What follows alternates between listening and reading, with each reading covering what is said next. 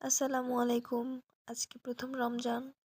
তো এজন্য সকালে সেহরি করার পরে নামাজ শেষ করে একটু বেশি টাইমে ঘুমাইছি। ৯টা ১০টার সময় ঘুমা থেকে উইঠা এরপরে গোসল-টোসল করে ফ্রেশ হয়ে একটু কোরআন শরীফ পড়তে বসছি। এরপরে জোহরের নামাজ পড়া কমপ্লিট করে ভাবলাম একটু লেখাপড়া করি। আর লেখাপড়া করতে গেলে আমার সেই ছোট থেকে হ্যাবিট কিছু না কিছু একটা মাথার মধ্যে ঘুরঘুর করবে।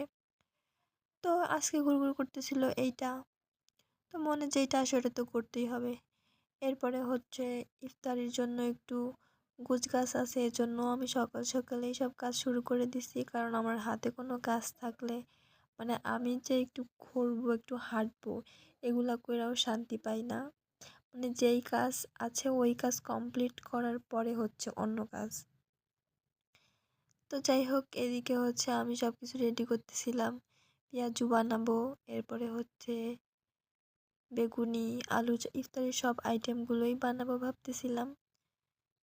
তো এরপরে রান্না বান্না কমপ্লিট করে বসে পড়লাম। ইফতারির টাইম হয়ে গেছে প্রায়। তো সবার ইফতার সেহেরি প্রথম রমজানে কেমন কাটলো জানাবা সবাই। বাই বাই, আল্লাহ হাফেজ।